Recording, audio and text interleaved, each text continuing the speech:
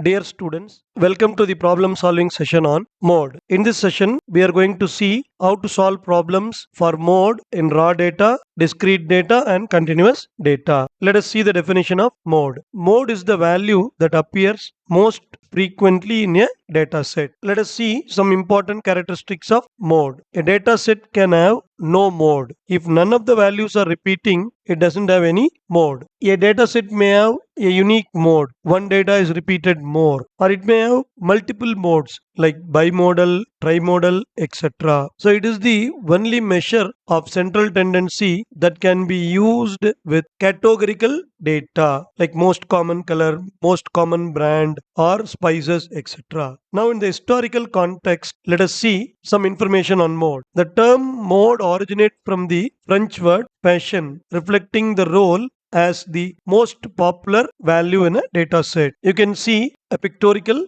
representation. Now we can see some applications in business. For example, you are identifying the most popular product size. If suppose you take shoe size 9 is selling worldwide more popular, you can see the pictorial representation of this, or in social sciences, technology, etc. etc. Now let us solve some problems on raw data. Find the mode of the following datas. In the first problem, 44 is repeated twice. So 44 is the mode. In the next problem, 36, 30, 26, 20, 31, 32. None of the numbers are repeated, so it don't have any mode. And in the third problem, I can see 18 is repeated twice as well as 10 is repeated twice. So 18 is also one of the mode and 10 is also the other mode. So there are two modes, 10 and 18. Now when you go for the discrete frequency distribution, we have to check the f value. Sometimes they can give like y, so don't worry about it, x and f. Now the highest frequency in the table you have to choose, and the corresponding x value is going to be your modal value. So for this problem, maximum frequency is 25, mode is 4. Now let us take one more example. Here the highest frequency is 5, but it is repeated twice. Therefore the modes are 2 and 4. I said earlier mode is not unique. There may be unimodal, bimodal, sometimes no mode, etc. etc. Now let us see the formula how to find mode for continuous frequency distribution. The formula for mode is L plus F1 minus F0 into C divided by 2 times F1 minus F0 minus F2. L is the lower limit of the modal class. F1 is the frequency of the modal class, and obviously we know F0 is the frequency of the class before the modal class. The frequency of the interval before the modal class is F0 and the frequency of the interval after the modal class is F2. C is the width of the class. Suppose you can see the interval 20 to 30, then C is going to be 30 minus 20, that is 10. It's going to be the class width, upper limit minus lower limit. Now let us go into a problem. Here the maximum frequency is 19 and the modal class for this is 20 to 30 and the lower limit of the modal class is 20, so L is 20. Now we have to find one by one. L is 20. This is the modal frequency. The value before F1 is my F0. The value after F1 is F2. We learn how to find F0 as well as F2. Now the interval is 0 to 10. So the class width is upper limit minus lower limit. 10 minus 0, it is going to be 10. So my C is 10. Now you know all the values. Substitute here and simplifying using your calculator, you can get the mode value is 27.14. Now there comes a problem. If suppose your highest frequency, suppose I am assuming this frequency is 100, how to find F0? Now the following question will answer your doubt, student. In this problem, the highest frequency lies in the left corner. The modal class is 0 to 10 and lower limit is L, that is 0. L is 0, and if I write F1, the next value is F2. There is no before value. If there is no such value, it is obvious we have to assume it as 0. Therefore, my F0 is 0. F2 is 20. Class width as usual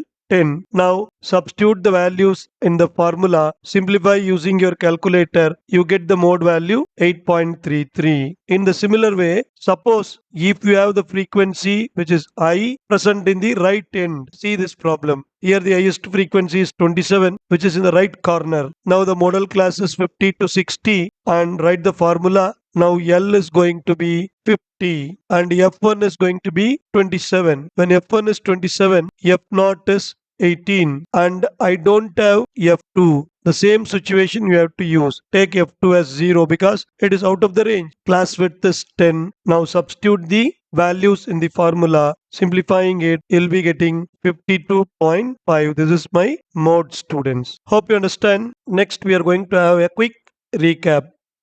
At first we learned arithmetic mean, then geometric mean, and then harmonic mean.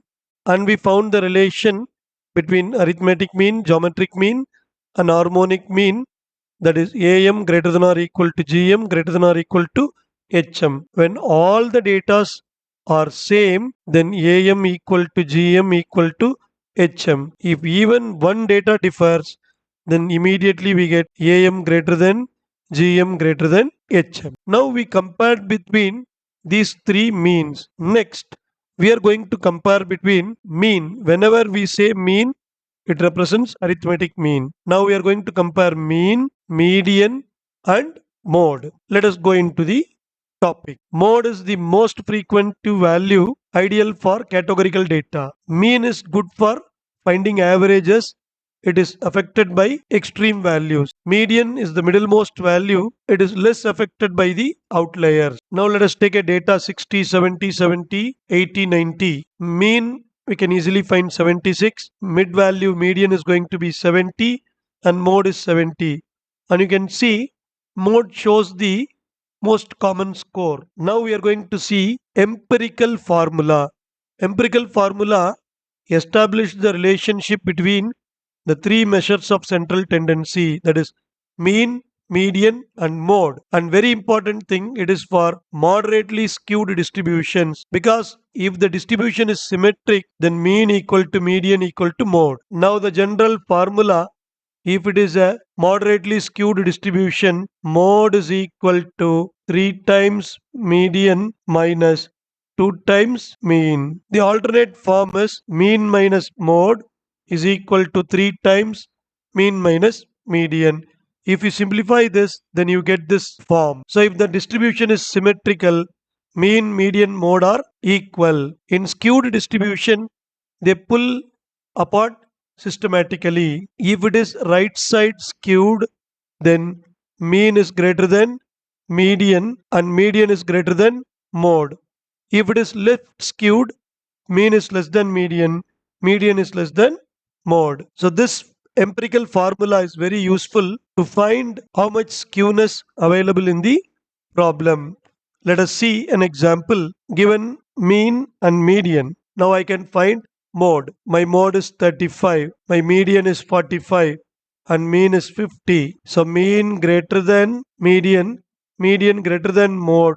This suggests the data which we found is rightly skewed distribution.